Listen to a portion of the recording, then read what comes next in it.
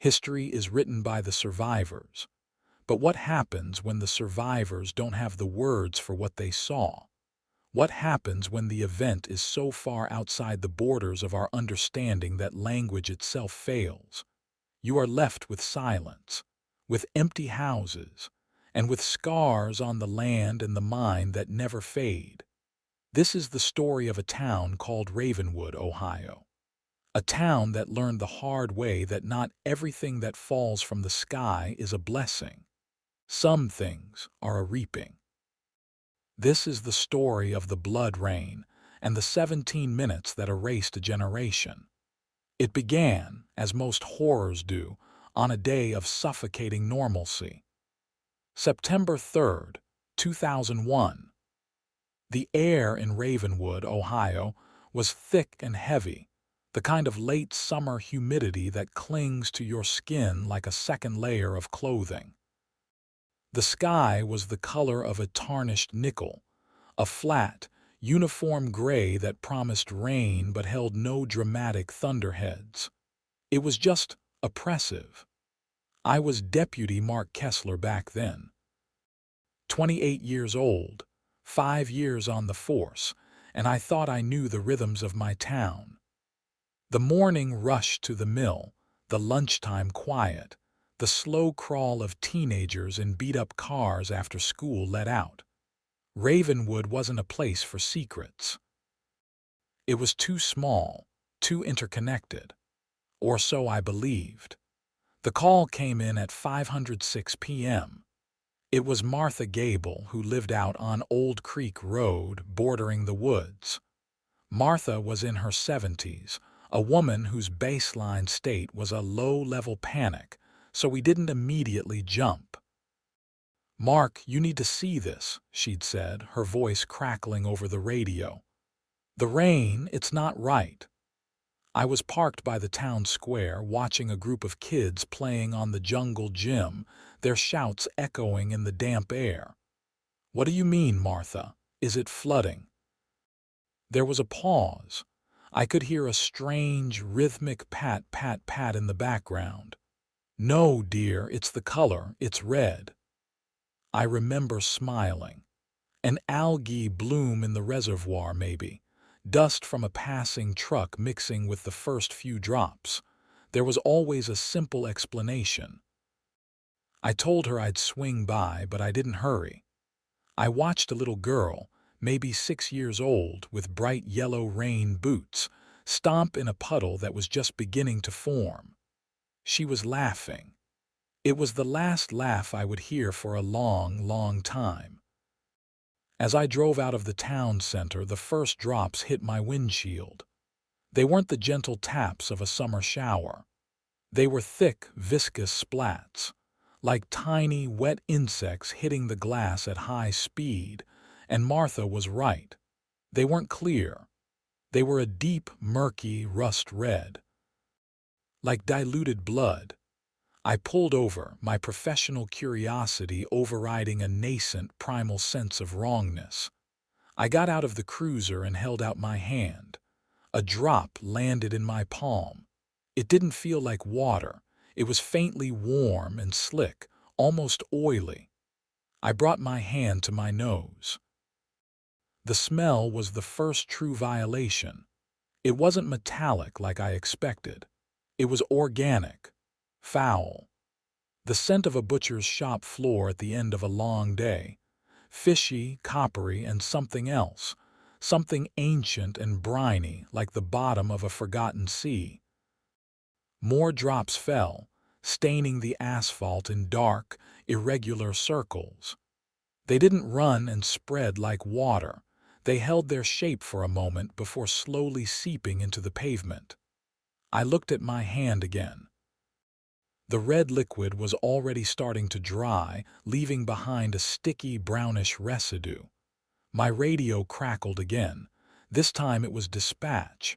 "Mark, we're getting calls, all over town. Everyone's seeing it." I looked up at the sky. The flat, gray ceiling had taken on a bruised, purplish tint. There was no thunder, no lightning, just this silent, steady downpour of filth. The world had gone quiet. The birds had stopped singing. The cicadas were silent. The only sound was the thick, wet slapping of the red rain on the roof of my car, on the leaves of the trees, on the very ground of the town I was supposed to protect. And a cold dread, colder than any winter chill, began to creep into my bones. This wasn't a weather event. This was an intrusion. Something had torn a hole in the sky and was bleeding all over us. The rain lasted for exactly 17 minutes, from 5:06 p.m. to 5:23 p.m. We know this because it was recorded, second by second, by the automated weather station at the county high school. 17 minutes of a silent, crimson deluge. And then, as abruptly as it began, it stopped. The sky didn't clear. The gray lid just sealed itself shut, holding the town in a humid, foul-smelling terrarium. The first call about a missing person came at 5:24 p.m. 1 minute after the rain stopped. It was Susan Miller, her voice a thin wire of hysteria. Her son, 8-year-old Kevin, was gone. He'd been playing on the swing set in their backyard.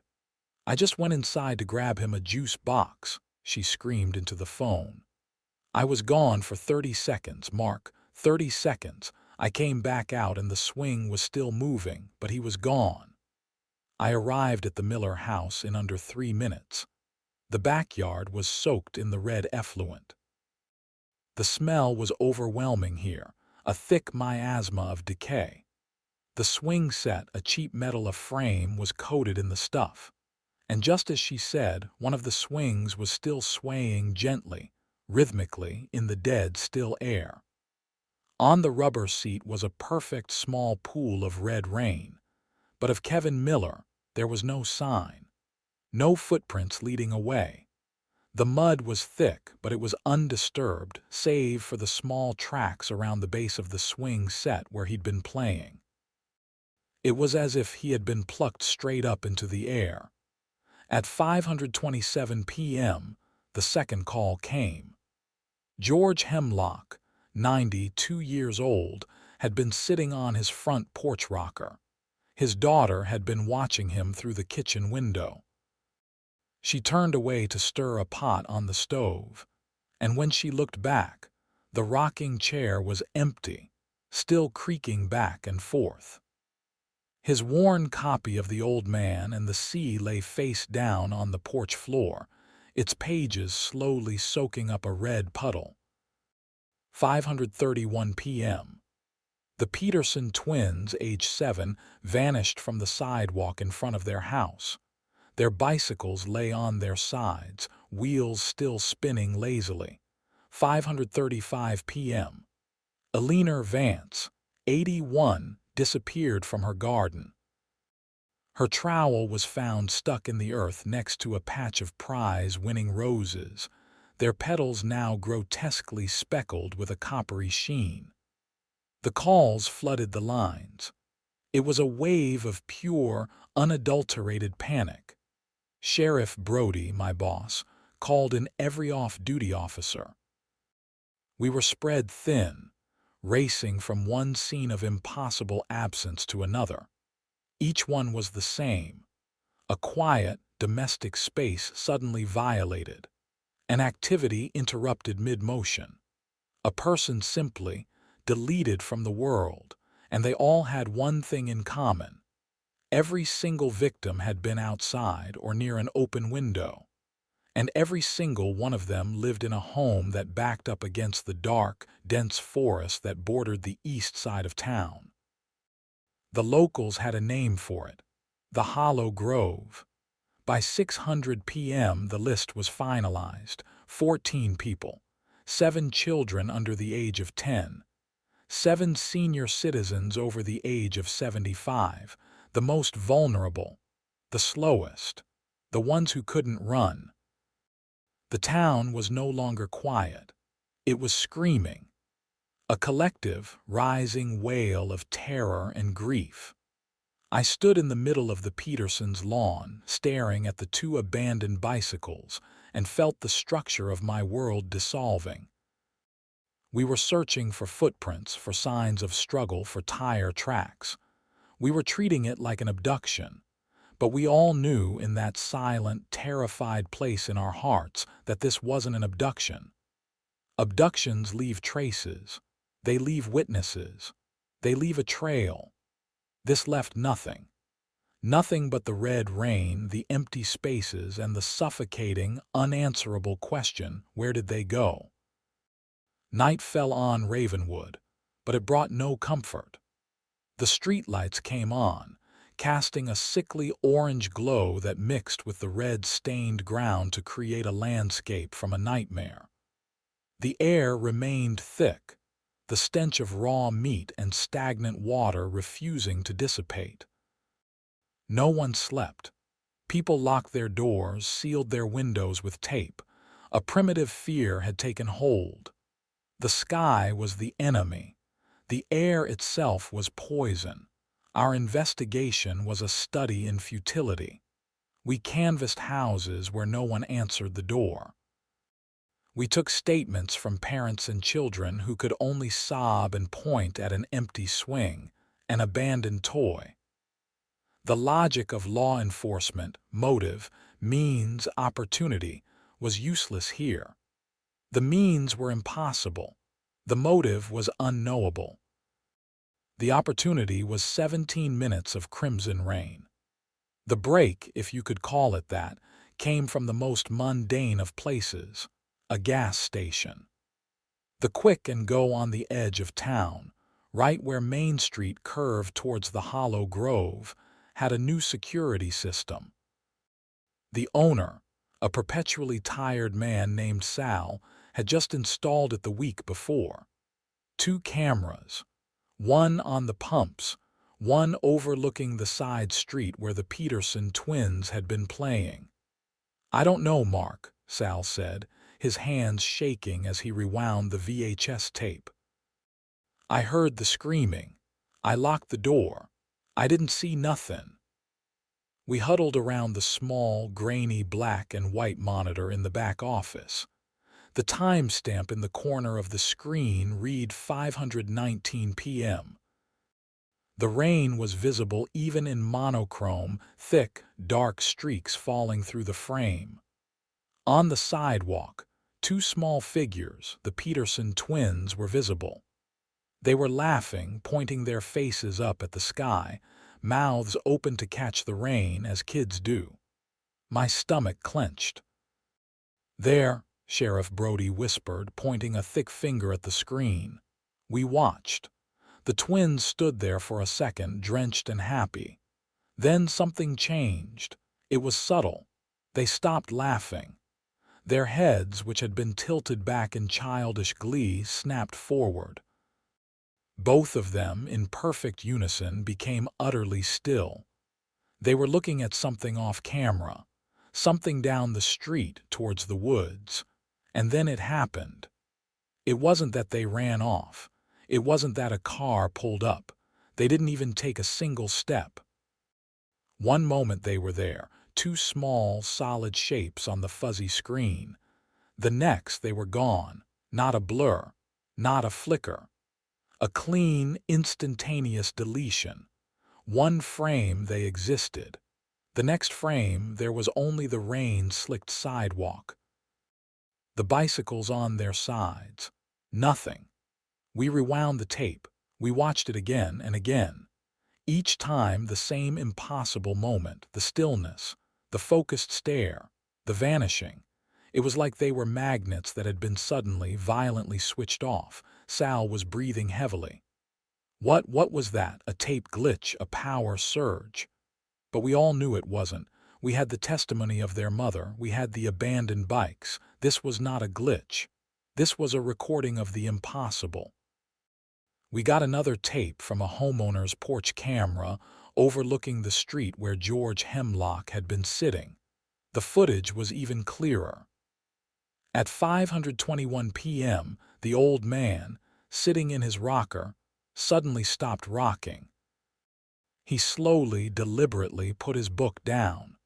He gripped the arms of the chair and looked straight up, directly at the sky. He wasn't afraid. His expression, for the brief second it was visible, was one of vacant wonder, resignation. And then he was gone. The chair gave one final, hard rock from the sudden absence of his weight, and then settled into a gentle, rhythmic creak.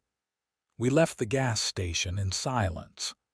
The neat, orderly rules of my universe had been shattered. People don't just vanish. They don't get erased from reality. But I had seen it. We had the proof. A ghost in the machine. A recording of an event that our brains, our physics, our entire understanding of the world could not explain. And all I could think of were their faces, staring up. What did they see in that red, weeping sky? By the morning of September 4th, the circus had arrived. News vans from Columbus and Cleveland clogged the town square. Men in black suits, tight-lipped and refusing to identify themselves, were suddenly everywhere, flashing vague federal credentials and commandeering our incident room at the station. Ravenwood was no longer our town. It was a scene, a specimen under a microscope. The rain had stopped, but its residue was everywhere. A foul, reddish-brown dust that coated every surface. The state sent in a hazmat team. They scraped samples from sidewalks and rooftops, their movements slow and methodical inside their sterile white suits. They looked like ghosts haunting the aftermath of a battle. But for all the official activity, there was only one place that mattered. One place that connected all the victims. The Hollow Grove. It was a place we'd all known since childhood. A patch of old-growth forest that had somehow resisted the slow march of suburban development. It was darker than the other woods. The trees, mostly ancient oaks and maples, grew too close together, their canopies forming a dense, light-blocking roof. Even on the sunniest day, the forest floor was steeped in a perpetual twilight. Kids told stories about it.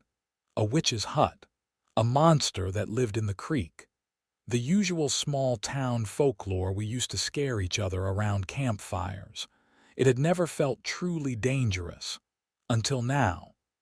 Sheriff Brody, myself, and two of the silent federal agents, a man named Pierce and his partner, a woman named Shaw, prepared to enter the woods. The air at the edge of the forest was different. The fishy, metallic smell of the rain was gone, replaced by something else. The scent of damp soil, of decaying leaves, but underneath it, something richer.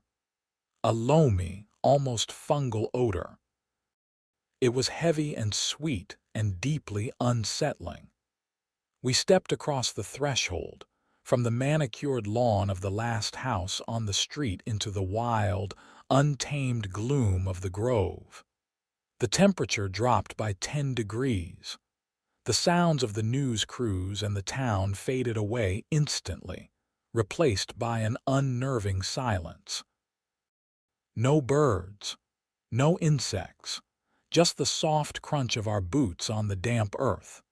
Pierce took the lead, holding a GPS unit. All the disappearances occurred within a 500-yard radius of this forest, he said, his voice a flat, professional monotone that did nothing to cut the tension. We're looking for a common vector, a point of entry or exit. We walked for what felt like an hour, moving deeper into the twilight. The trees here were scarred and ancient, their bark like wrinkled skin. A strange, dark moss hung from their branches in long, beard-like strands, swaying slightly in a breeze we couldn't feel. Everything felt watchful. Everything felt wrong. It was Shaw who saw it first. She held up a hand and we all froze. She was pointing at the ground. "Footprints," she said. We gathered around. There, in a patch of unusually dark, wet-looking soil, were a set of small footprints. Barefoot, unmistakably the size of a child's, they looked fresh. "Kevin Miller's house is less than 200 yards that way," I said, my voice hoarse. My heart was pounding against my ribs. We were close to something. I didn't know if it was an answer or just a deeper, darker question. We followed the tracks. They led us on a winding path, deeper into the grove's oppressive heart. The strange, sweet, fungal smell grew stronger with every step. Then we found another set of tracks, and another. Small, bare footprints, all appearing out of nowhere in the damp earth, all leading in the same direction. It was as if the children had been set down here from above and had begun walking. The footprints led us into a small, natural clearing, and what we saw there stopped us cold. The entire clearing was covered in the same dark, wet, black soil. It was furrowed, like a freshly plowed field, in neat, concentric rings that spiraled towards the center. And there were dozens of footprints, children's bare feet, the shuffling, unsteady steps of the elderly. All of them walked the spiral path, moving from the edge of the clearing towards the absolute center. But from the center, there were no tracks leading out. None. It was a one-way path. In the exact heart of the spiral, the black earth was disturbed. A circular patch, perhaps 10 feet in diameter, was sunken down, as if something immense and heavy had rested there for a time before lifting off. The fungal smell was so strong here it was nauseating. It was the smell of a harvest, of something being digested. Pierce knelt, touching the black soil with a gloved finger. He sniffed it. His professional mask finally cracked. His face went pale. "My God," he whispered, looking up at us, his eyes wide with a terror that mirrored my own. "It's not soil." "What do you mean it's not soil?" Sheriff Brody demanded, his voice echoing slightly in the dead air of the clearing. Pierce stood up, wiping his glove on his pants as if trying to scrub away a contaminant he could feel but not see. "It's organic, waste material, like a casting." He gestured to the furrowed rings, the spiraling footprints. "This isn't a crime scene. It's a feeding ground." The word hung in the air, grotesque and unbelievable. Feeding ground. We weren't looking at a place where people had been taken. We were looking at the place they had been delivered to. The footprints weren't a sign of them being led into the woods. They were the last moments of their journey. A final, somnambulant march to the center of the spiral. I felt a wave of nausea. The red rain, the stare, the vanishing, the walk through the woods. It was a process. A horrifyingly efficient biological process. Like cattle being herded into a pen. Shaw was on her radio, her voice low and urgent, speaking in codes and acronyms I didn't understand. The scene was locked down. Within an hour, the hollow grove was swarming with more men in suits, this time accompanied by scientists in full hazmat gear. They sectioned off the clearing with yellow tape, a pathetically inadequate human boundary against a horror that had come from the sky. They took samples of the black soil, of the moss on the trees, of the air itself. Sheriff Brody and I were escorted out, politely but firmly told that our jurisdiction had ended. We were witnesses now, not investigators. As we walked back through the twilight of the grove, the silence felt different. It was no longer watchful. It felt satisfied, sated. The feeling of a predator sleeping on a full belly. The next 24 hours were a blur of federal briefings and sealed lips. The official story being prepared for the media was one of a localized environmental toxin causing mass hallucinations, a tragic industrial accident. A cover story so thin it was transparent, but it was something. It was an explanation. It was better than the truth. The truth was being pieced together in a mobile lab that had been set up at the county airfield. We weren't allowed in, but I knew a state trooper guarding the perimeter, and he owed me a favor. He told me about the man they'd flown in overnight, a Dr. Eris Thorne, a specialist in astrobiology and extremophiles, a man who studied life in places it shouldn't exist. Late that night, my phone rang. It was an unlisted number. Deputy Kessler. The voice was quiet, academic, and strained to the breaking point. "Who is this?" "My name is Dr. Eris Thorne. I was given your name as the first officer on the scene. I'm analyzing the sample from your hand." The rain. I sat down heavily on the edge of my bed. "What is it, doctor?" There was a long silence on the other end of the line, filled only with the sound of his ragged breathing. "I can tell you what it's not. It's not blood. It's not algae. It's not any terrestrial bacteria or pollutant I have ever seen or read about. The red color comes from a hemoglobin-like molecule, but one with a core of cobalt, not iron. It's engineered to carry oxygen in environments we can't even imagine." He paused again. I could hear papers rustling. "But that's not the disturbing part. The liquid is a transport medium, a delivery system. It's teeming with single-celled organisms, cells that do not have DNA." "What do you mean, no DNA?" I asked, my mind struggling to keep up. "I mean they don't have a nucleus. They don't have mitochondria. They operate on a biological principle that is fundamentally alien to every living thing on this planet. They're more like programmable nanites than living cells. They seem to have one function." "And what's that?" I whispered. I heard him take a sharp, shuddering breath. "They're a signal. When they make contact with a complex nervous system, a human brain, they create a cascade effect. They overwhelm the synapses, sever the connection between the conscious mind and motor functions. They induce a state of passive receptivity. The victim stops, looks up, and waits for instructions." A cold sweat broke out on my skin. The people on the tapes. Staring, waiting.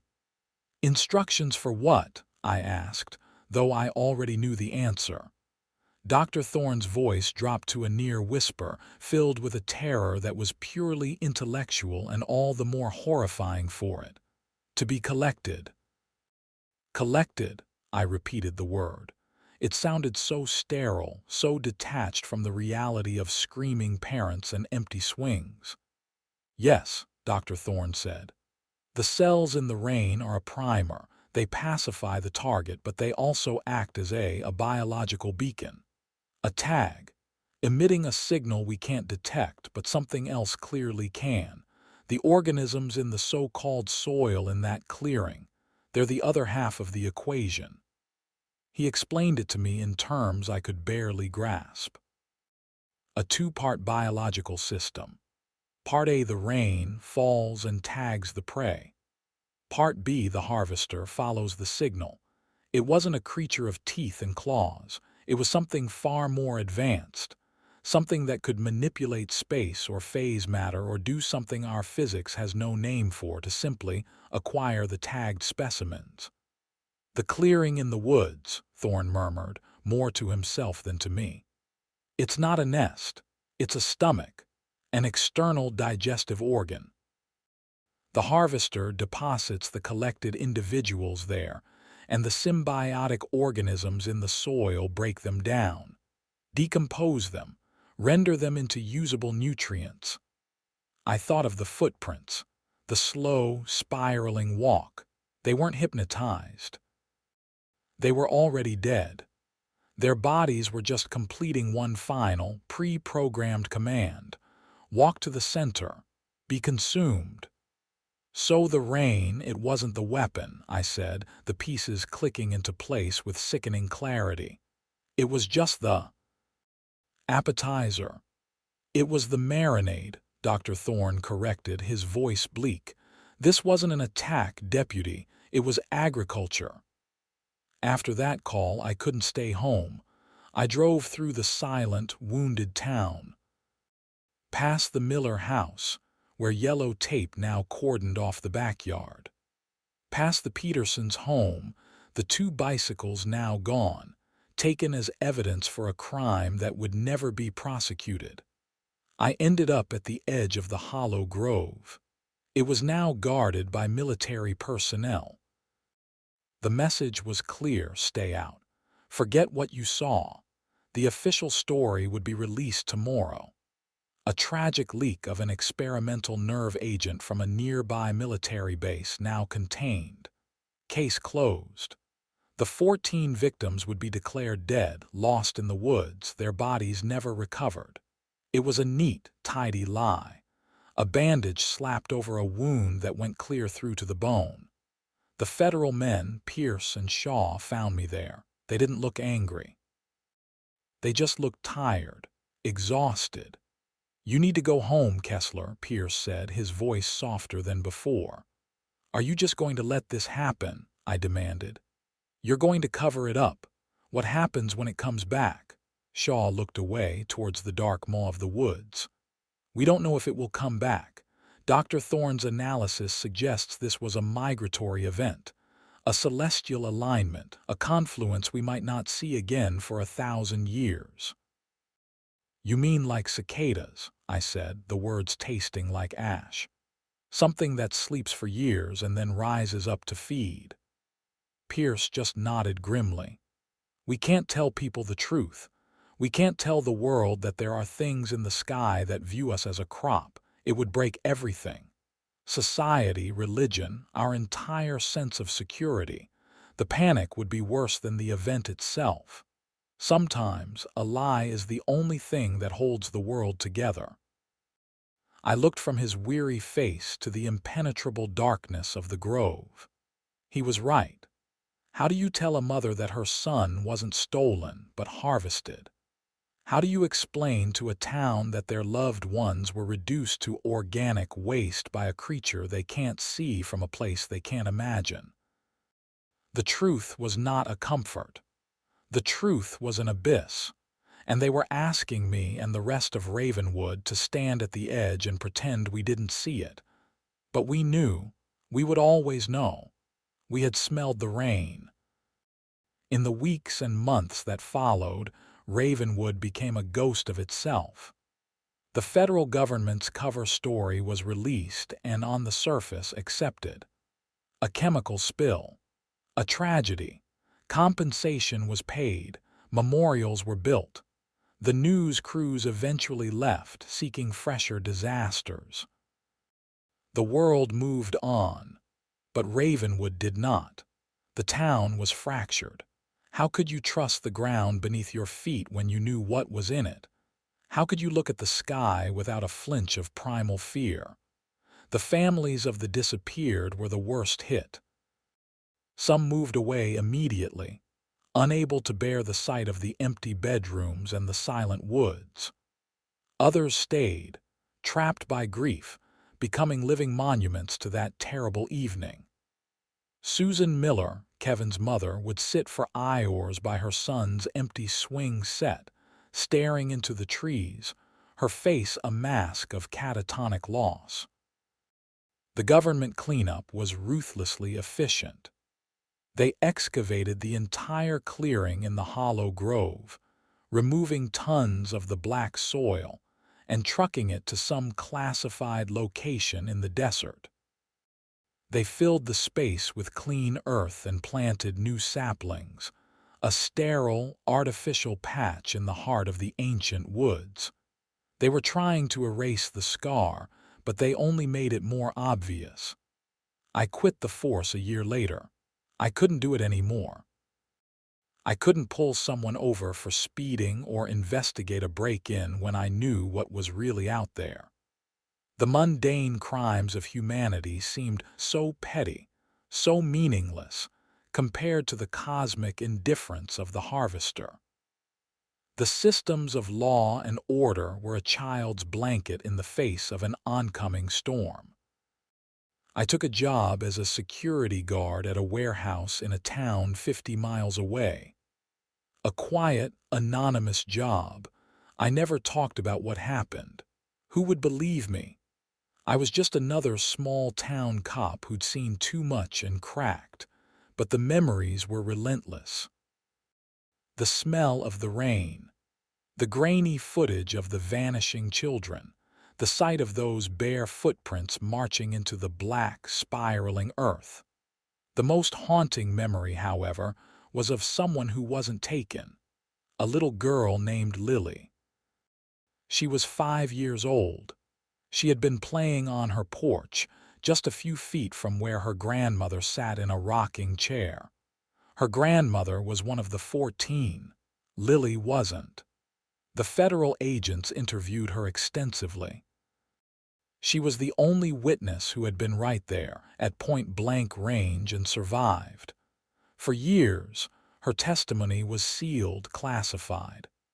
But a decade later, a redacted transcript was leaked by someone, probably one of the agents who couldn't live with the silence anymore. I got a copy. The interviewer's questions were gentle. "Lily, can you tell me what you saw when the red rain was falling?"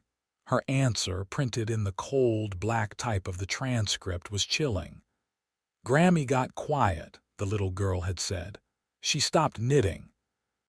She looked up at the sky, her eyes were like glass. "And what did you do, Lily?" "I was scared. The rain smelled bad. I wanted to go inside.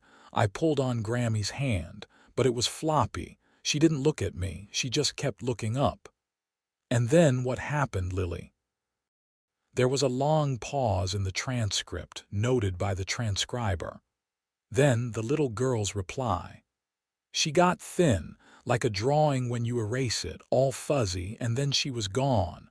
The chair wiggled. I screamed. Mommy came and got me. Thin, like a drawing when you erase it." That was the truest description anyone ever gave. Not a flash of light, not a beam from a spaceship. Just a quiet, horrifying erasure from the world.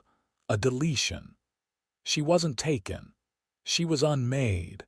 And at the end of the interview, they asked her one last question. "Why do you think it didn't take you, Lily?" Her answer has stayed with me every single day since I read it. "Because Mommy called my name," she said. "She yelled Lily from inside the house, and it got confused. A name. A human voice cutting through the signal. A moment of parental intervention that broke the spell. It wasn't science. It wasn't logic. It was a mother's love, a tether to the world that was, for a fraction of a second, stronger than the pull of the harvester. It was the only miracle that happened on that God-forsaken day. 24 years have passed since the blood rain of 2001. Ravenwood is still there on the map of Ohio, but it's a different place. The population is half what it was.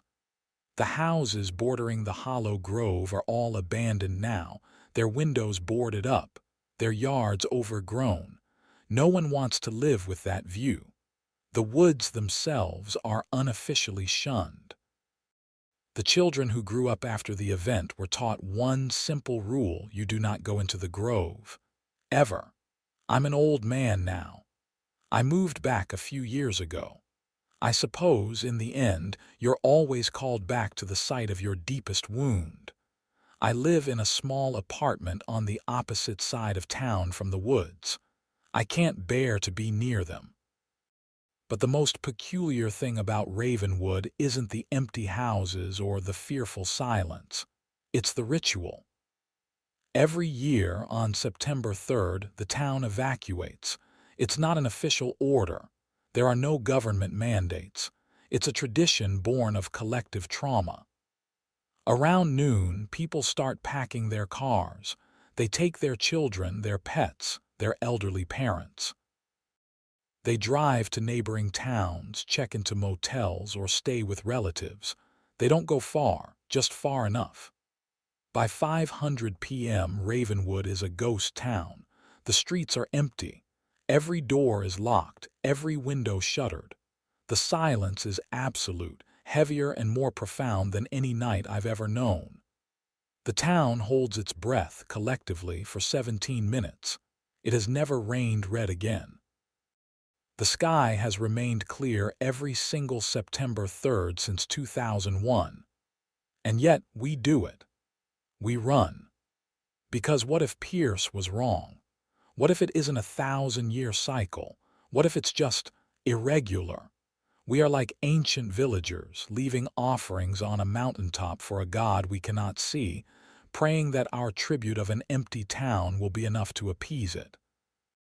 A few years ago, a journalist came to town to do a "Where Are They Now?" piece on the tragedy. She found Lily, the little girl who survived. She's a grown woman now with haunted eyes that look far older than her years. She never left Ravenwood. She lives in the same house where her grandmother vanished from the porch. The journalist asked her the same questions everyone always asks. About the cover-up, the grief, the fear. Lily answered them with a tired patience. But it was her final statement, the one that made the article go viral for a week before being forgotten again, that truly captured the horror of our town. The journalist asked her what she thought it all meant, what she believed truly happened that day. Lily just stared out at the trees of the hollow grove, her expression unreadable. She finally turned to the reporter and her voice was quiet, matter-of-fact, and utterly devoid of hope. "Everyone calls it the blood rain," she said. "They think the horror was what fell from the sky. They're wrong." She paused, taking a slow breath. "It wasn't the rain, it was the harvest."